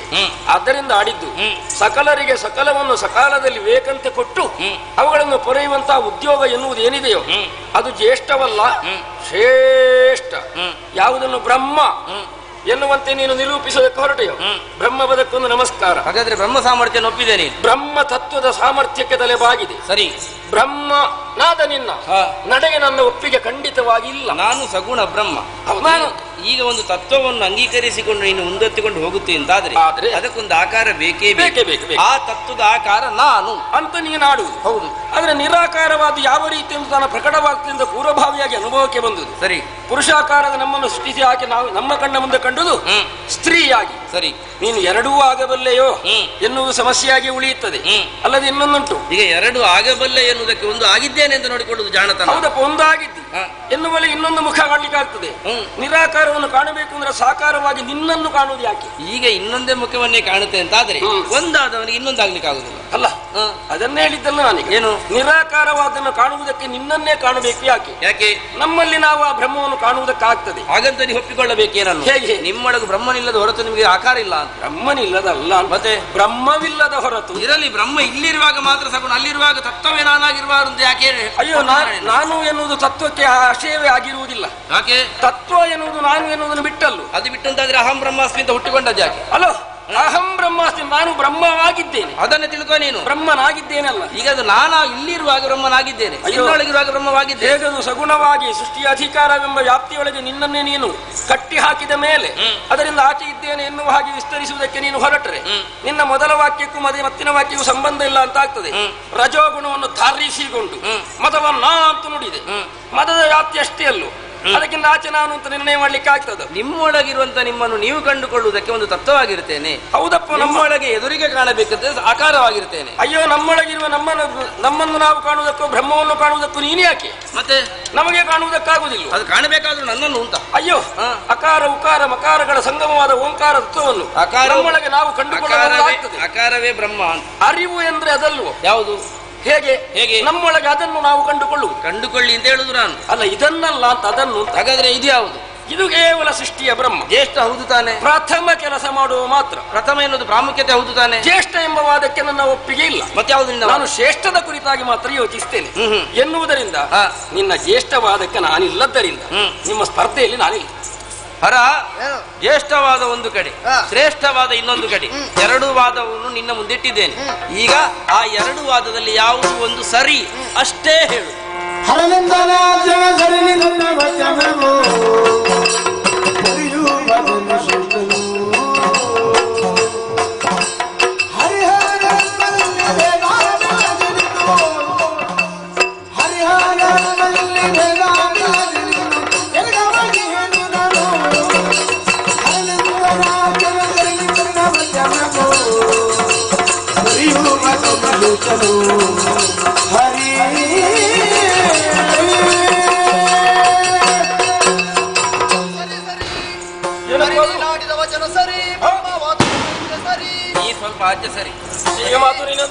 ಇವ ಎಷ್ಟು ಮಾತಾಡಿದರೂ ಕೂಡ ಇವನ ಸೃಷ್ಟಿಯ ಕಾರ್ಯ ಕ್ಷಣವೇ ಅನ್ನೋದು ನಿನ್ನ ತೀರ್ಮಾನ. ನನ್ನ ತೀರ್ಮಾನ, ನನ್ನ ಲಯದ ಕಾರ್ಯವೂ ಕೂಡ ಹಾಗೆ.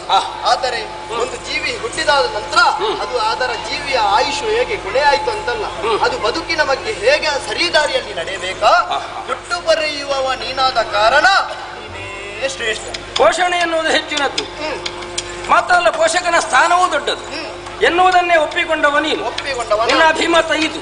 ಮತ್ತೇನು? ಬ್ರಹ್ಮನ ಸೃಷ್ಟಿಯಿಂದಲೇ ನಾವು ಇಬ್ಬರು ಒಂದಾಗಬೇಕು. ಅವನ ಸೃಷ್ಟಿಗಿಂತ ಮೊದಲೇ ಹರಿಹರರು ಇಬ್ಬರಲ್ಲಿ ಭೇದ ಇಲ್ಲ ಎನ್ನುವುದನ್ನು ಕಾಣಿಸುವಂತಹ ಉದ್ಯೋಗಕ್ಕೆ ನೀನು ಕೈ ಎಕ್ಕಿದವು. ಇನ್ನೊಂದು ತೀರ್ಮಾನವನ್ನು ಮಾಡಿದ್ದೇನೆ, ನಿನ್ನನ್ನೇ ಸೇರಿಕೊಳ್ಬೇಕು. ಯಾವಾಗ? ಈಗಲೇ, ಈ ಕ್ಷಣವೇ. ಒಳ್ಳೆಯದು. ಬೇಕಾದಾಗ ಉದ್ಯೋಗ ಏನಾದ್ರೂ ನನ್ನಿಂದ ಆಗ್ಬೇಕಂತಾದ್ರೆ ಸೂಚನೆ ಕೊಟ್ರೆ ಹರಶಕ್ತಿಯನ್ನು ನಾನು ಪ್ರಕಟಿಸ್ತೇನೆ. ಸೇರಿಕೊ.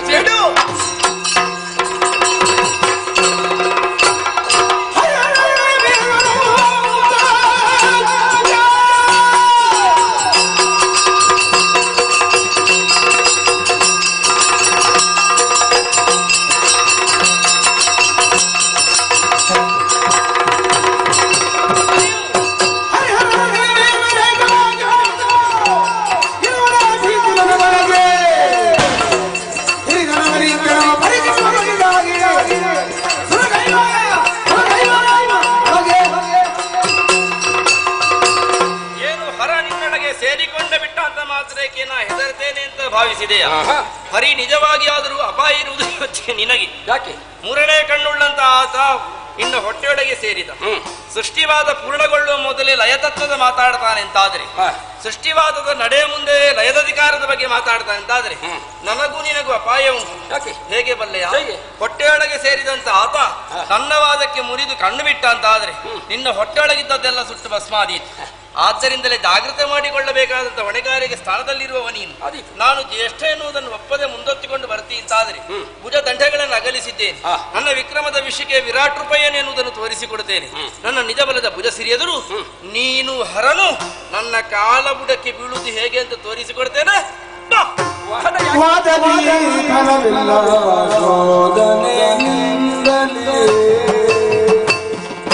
ಸಾಧಿಸಿ ತಿಳಿಯುವ ನಿಜವ, ಸಾಧಿಸಿ ತಿಳಿಯುವ ನಿಜವ, ಹೋದಾಗ ಬದಿಲಯವಾದ ಪ್ರಪಂಚವು, ಹೋದಾಗ ಬದಿಲಯವಾದ ಪ್ರಪಂಚವು, ಐದಿ ಭರದಿ ವಾದದಿ ಫಲಮಲ್ಲ ವಿಧಿಯೇ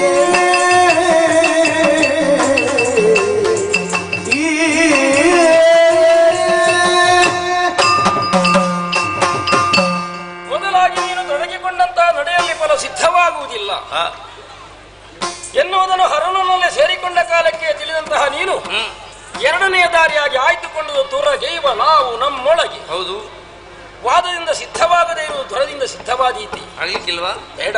ಮತ್ತೆ ಯಾವ ದಾರಿ? ನೀ ತೊಡಗಿಕೊಂಡ ವಾದದ ನಿರ್ಣಯ ನಂತರದಲ್ಲೇ ಮತ್ತೆಲ್ಲವನ್ನು ಮುಂದುವರಿಸೋಣ ಎನ್ನುವುದೇ ಹೌದಾಗಿದ್ದರೆ ಅದಕ್ಕಾಗಿ ಆಯ್ಕೆ ಮತ್ತೊಂದಿದೆ. ಏನು? ಹೋದ ಕಲ್ಪದ ಲಯ ಹೊಂದಿದಂತಹ ಪ್ರಪಂಚ ಎಲ್ಲಿದೆ ಎನ್ನುವುದು ನಾವು ಪ್ರತ್ಯಕ್ಷವಾಗಿ ಕಂಡು ಬರುವುದು. ಕರ್ತೃಗಳಾದ ನಮ್ಮನ್ನು ಕಾಣಿಸಿದ್ದಾಳೆ, ಬೇಕಾದ್ದು ನಮ್ಮಲ್ಲಿ ತುಂಬಿರಲೇಬೇಕು. ಈಗ ಇರುದಿಬ್ಬರಿ ನಮ್ಮೊಳಗೆ ಹೀಗೆ ಮಾಡೋಣ. ಹೇಗೆ? ನಿನ್ನೊಳ ಹಕ್ಕು ನಾ ತಿಳಿದು ಬಂದು ಹೇಳ್ತೇನೆ, ನನ್ನೊಳ ಹಕ್ಕು ನೀ ಕಂಡು ಬಂದು ಹೇಳು. ನೀನು ವಾಕ್ಯವನ್ನು ನಿನಗೆ ಬೇಕಾದಾಗೆ ಬದಲಿಸಬೇಡ. ಹೇಗೆ? ನನ್ನೊಳಗೆ ನೀನು ಹೊಕ್ಕುವುದು ಹೌದು, ನಿನ್ನೊಳಗೆ ಆಗುವ ನಾನು ಕಂಡು ಆಗುವುದಾ? ಅದು ವಿಷಯವೇ ಆಗ್ಲಿಕ್ಕಿಲ್ಲ. ಕಂಡು ಎನ್ನುವ ಪದಪ್ರಯೋಗವೇ ಬೇಡ. ನನ್ನೊಳಗೆ ಮತ್ತು ನಿನ್ನೊಳಗೆ ಏನುಂಟು ಎನ್ನುವುದನ್ನು ಪರಸ್ಪರ ನೋಡಿ ಬರು. ಏನು ನನಗೆ ಗೊತ್ತಿಲ್ಲದ ವಿಷಯ ಅಂತ ತಿಳ್ಕೊಳ್ಬೇಡ. ಹೌದಾ? ನನಗೆ ಗೊತ್ತಿಲ್ಲದ ವಿಷಯ ಉಂಟು. ಬ್ರಹ್ಮಜ್ಞಾನವೇ ಶ್ರೇಷ್ಠ ಜ್ಞಾನ. ಒಳ್ಳೆಯದು, ಒಳ್ಳೆಯದು. ಒಳಗೆ ಹೋದವನಿಗೆ ಬ್ರಹ್ಮಾಂಡ ಏನು ಅಂತ ಗೊತ್ತಾಗಬೇಕು. ಅವ ಒಳಗೆ ಹೋದದ್ರಿಂದ ಎರಡು ಲಾಭ ಉಂಟು. ಹೇಗೆ? ಅವನೊಳಗೆ ಹರನೂ ಇದ್ದಾನೆ, ಇವನಿಗಿಂತ ಹೆಚ್ಚಾಗಿ ಅವನಿಗೆ ಗೊತ್ತಾಗಬೇಕು ನಾನೇನು ಅಂತ. ಅದಕ್ಕಾಗಿ ದೇಹದ 9 ದ್ವಾರಗಳನ್ನು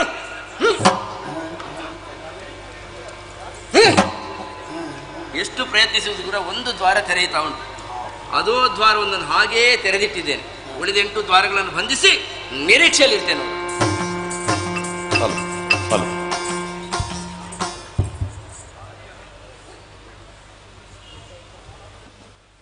ಮೋಕೆದ ಯಕ್ಷಗಾನ ಕಲಾಭಿಮಾನಿಲೆ ಜಪ್ಪು ಮಜಿಲ ಪತ್ತೇರ್ನ ಯಕ್ಷಗಾನ ಸೇವೆದ ಸಂದರ್ಭಡೆ ಒಂದು 5 ನಿಮಿಷ ಸೇವಾ ಕಾರ್ಯಕ್ರಮಕ್ಕೆ ಕಟೀಲ್ ಮೇಳದ ರಂಗಸ್ಥಳನ ಉಪಯೋಗ ಮಾಡ್ತೊಂದಿಲ್ಲ ಬಂದಲೆ ಜಪ್ಪು ಮಜಿಲ ಯಕ್ಷಗಾನ ಅಂದ ಪಂಡ ಒಂದು ಯಕ್ಷಗಾನದ ಉತ್ಸವ. ಯಕ್ಷಗಾನದ ಜಾತ್ರೆದ ಸಭಿ ಸಂಭ್ರಮನ ನಮ್ಮ ಮೂಲು ತಗೊಂದಿಲ್ಲ. ಸಾವಿರಾರು ಜನ ಸೇರಿದಿನ ಅಪೂರ್ವದ ವರ್ಷಗೊರ ನಡಪುನಂಚಿನ ಮಜಿಲದ ಯಕ್ಷ ಜಾತ್ರೆ ಮೂಲುತ್ತೆ ನಮ್ಮ ನೆಕ್ಕೆ ಸಾಕ್ಷಿಯಾದ ತಗೊಂದಿಲ್ಲ. ನಮ್ಮ ಟಿವಿಡ್ ನೇರ ಪ್ರಸಾರ ಕಾರ್ಯಕ್ರಮ ನಡತೊಂದುಂಡು. ಇಲ್ಲಿಲ್ಲಡುಕುಲೊಂದು ಅಂಚನೆ ಇಂಟರ್ನೆಟ್ದ ಮೂಲಕಲ ಈ ಕಾರ್ಯಕ್ರಮದ ವೀಕ್ಷಣೆ ಲಕ್ಷಾಂತರ ಜನಕುಲು ಯಕ್ಷಗಾನ ಕಲಾಭಿಮಾನಿಲು ಮಂತೊಂದುಲ್ಲೇರು. ಒಂಜಿ ಸೇವಾ ಕಾರ್ಯಕ್ರಮನ ಜಪ್ಪು ಮಜಿಲದ 10 ಸಂಸ್ಥೆರು ಮಂಗಳೂರು ದಕ್ಷಿಣ ವಿಧಾನಸಭಾ ಕ್ಷೇತ್ರದ ಶಾಸಕರಾಯಿನ JR ಲೋಬೋ ಅರ್ನ ಹಿರಿತನಡು ಮಲ್ಪುನ ಸಂಕಲ್ಪ ಮಲ್ದೇರು. ವೇದಿಕೆಗೆ ಸನ್ಮಾನ್ಯ ಶಾಸಕರನ್ಲೆ ತಂದು 10 ಸಂಸ್ಥೆಯ ಪರವಾದ ಅಶೋಕಣ್ಣೆ, ಹರೀಶಣ್ಣೆ, ಅಂಚನೆ ಅಮರನಾಥ್ ರೈಕುಲು ವೇದಿಕೆಗೆ ಬರಡೊಂದು ಕೇನೊಂದಿಲ್ಲ. ಭಿನ್ನರಾದ ನಮ್ಮ ಟಿವಿದ ಆಡಳಿತ ನಿರ್ದೇಶಕರಾಯಿನ ಡಾಕ್ಟರ್ ಶಿವಶರಣ್ ಶೆಟ್ರಲ ವೇದಿಕೆ ಬರಡೊಂದು ವಿನಂತಿ ಮಲ್ತೊಂದಿಲ್ಲ.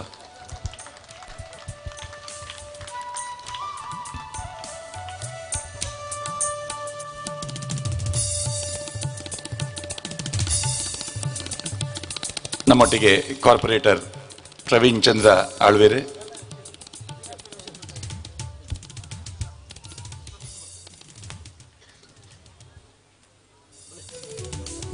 ವಿಶ್ವಾಸ್ ದಾಸ್ ಬಂದರೆ ಜಪ್ಪು ಮಜಿಲದ ಯಕ್ಷಗಾನ ಕಾರ್ಯಕ್ರಮಕ್ಕೆ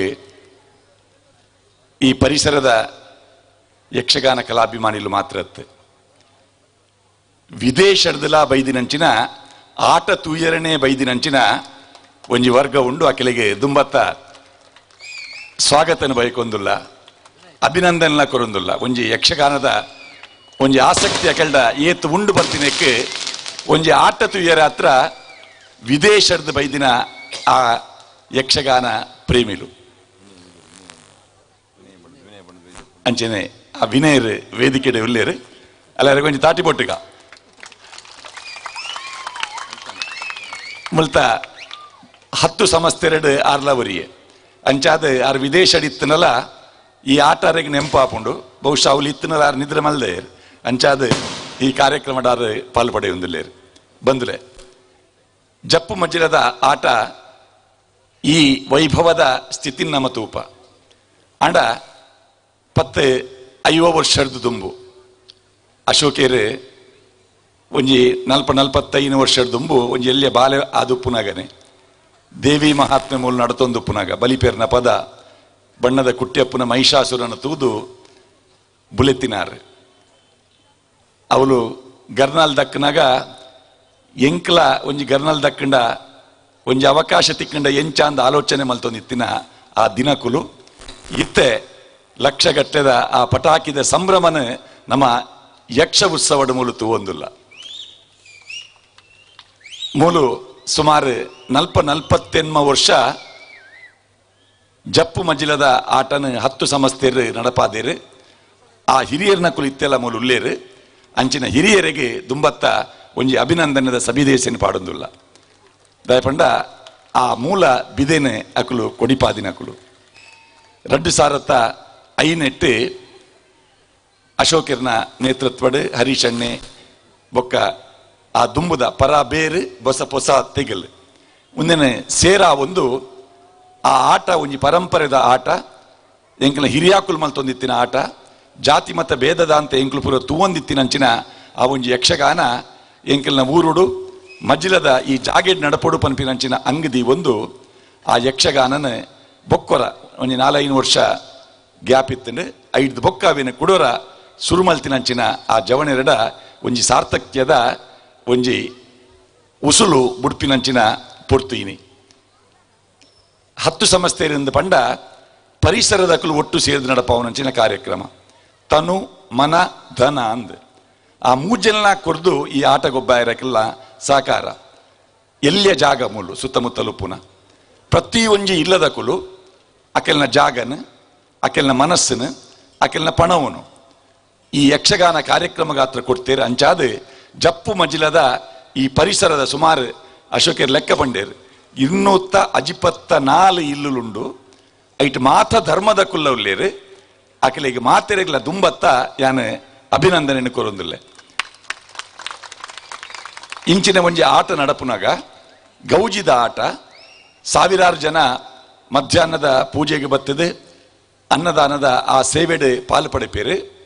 ಈತ ಜನ ತೂಯರ ವ್ಯವಸ್ಥೆ ಐತ ಒಟ್ಟಿಗೆ ಯಕ್ಷಗಾನ ಗಾತ್ರ ಒಂಜಿ ಸೇವೆನ ಮಲ್ಪುನಂಚಿನ ಯೋಜನೆ ಆರಂಭದ ದಿನಡೆ ಈ ಪೊಸದೇಕಿಡ್ 10 ಸಂಸ್ಥೆನ ಆಟ ಆನಗ ಬತ್ತಂಡು 2007 4ನೇ ಮೇಳಗೆ ಬೊಳ್ಳಿದ ಪ್ರಭಾವಳಿ, 2018 5ನೇ ಮೇಳಗೆ ಬೊಳ್ಳಿದ ತೊಟ್ಟಿಲು, 2018 1ನೇ ಮೇಳಗೆ ಬಂಗಾರದ ಧಾರಾಮಣಿ ಸರ, ಅಂಚೆ 18 5ನೇ ಮೇಳಗೆ ಬಂಗಾರದ ಧಾರಾಮಣಿ ಸರ.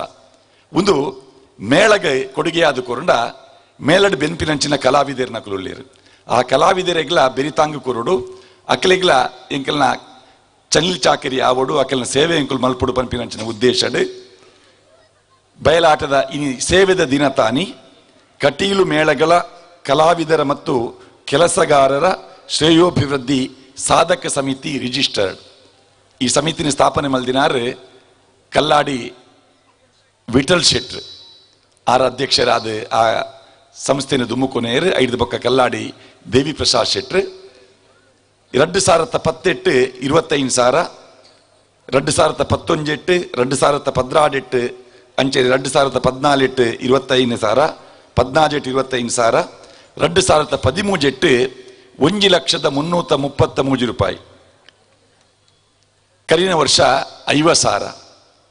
ಈ ವರ್ಷ 1,00,000 ರೂಪಾಯಿ ದೇಣಿಗೆನೆ ಆ ಕಲಾವಿದರನ್ನ ಬೊಕ್ಕ ಕೆಲಸಗಾರರನ್ನ ಶ್ರೇಯೋಭಿವೃದ್ಧಿ ಸಾಧಕ ಸಮಿತಿಗೆ ಕೊರ್ಪಿನಾಚಿನ ಸಂಕಲ್ಪ ಮಲ್ದೇರಿ. ಅಂಚೆನೆ ಯಕ್ಷಧ್ರುವ ಪಟ್ಲ ಫೌಂಡೇಶನ್ ಟ್ರಸ್ಟ್ ಪಟ್ಲ ಭಾಗವತರ್ನ ಆರು ಭಾಗವತರಾದುಪ್ಪುನಂಚಿನ ಮೇಳನೆ ಈ ಜಪ್ಪು ಮಂಜಿಲದ ಆಟಗೆ ಬರಡು ಪನ್ಪಿನಂಚಿನ ಒಂಜಿ ವಿಶೇಷ ಅಪೇಕ್ಷೆ ಮೇಳದ ಆಟ ಗೊಬ್ಬಾವನಂಚಿನ ಸಂಘಟಕರಿಗೆ ಒಂಜಿ ಎಡ್ಡ ಉದ್ದೇಶದಿ ಒಂದು 3 ವರ್ಷದ ದುಂಬ ಆರಂಭ ಮಲ್ತಿನ ಯಕ್ಷಧ್ರುವ ಪಟ್ಲ ಫೌಂಡೇಶನ್ ಟ್ರಸ್ಟ್ ಆರಂಭಡೆ ಸಂಕಲ್ಪ ಮಲ್ದಿನಿ 1 ಕೋಟಿ ರೂಪಾಯಿದ ಒಂಜಿ ನಿಧಿ ಸಂಗ್ರಹ ಮಲ್ತದೆ. ಐತ ಬಡ್ಡಿಡ್ ಯಕ್ಷಗಾನ ಕಲಾವಿದರನ್ನ ಸೇವೆ ಮಲ್ಪೊಡು ಒಂದು ಆಂಡ ಅಂಚಿನ ಆ ಒಂಜಿ ಟ್ರಸ್ಟ್ ಕಟ್ಟರೆ ಒಂಜಿ ಮೂಲ ಪ್ರೇರೇಪಣೆ ಕೊಡ್ತಿನಂಚಿನ ಒಂಜಿ ಸಂಸ್ಥೆ ಅಂದಿತ್ತಂಡ ಅವು ಜಪ್ಪು ಮಜ್ಜಿಲದ 10 ಸಂಸ್ಥೆಯಿಂದ ಬಂದ್ರೆ ಒಂಜಿ ಟ್ರಸ್ಟ್ದ ಸಂಘಟನಾ ಕಾರ್ಯದರ್ಶಿ ಆದ್ಲ ಎಂಕ್ ಸಂತೋಷ ಒಂದುಂಡು. ಟ್ರಸ್ಟ್ಗೆ 2018 1.5 ಲಕ್ಷ, 2017 1 ಲಕ್ಷ, 2017 50,000, ಈ ವರ್ಷ 1 ಲಕ್ಷ ರೂಪಾಯಿ ದೇಣಿಗೆನೆ ಕೊರ್ಪಿನ ಸಂಕಲ್ಪ ಮಲ್ದೇರು. ಐತ ಚೆಕ್ ತಯಾರಾತಂಡು ಯಕ್ಷಧ್ರುವ ಪಟ್ಲ ಫೌಂಡೇಶನ್ ಟ್ರಸ್ಟ್ದ ಸ್ಥಾಪಕ ಅಧ್ಯಕ್ಷರಾಯಿನ ಸತೀಶ್ ಶೆಟ್ಟಿ ಪಟ್ಲ ಭಾಗವತಿರ್ ವೇದಿಕೆ ಬರೋಡೊಂದು ವಿನಂತಿ ಮಲ್ತೊಂದುಲ್ಲ.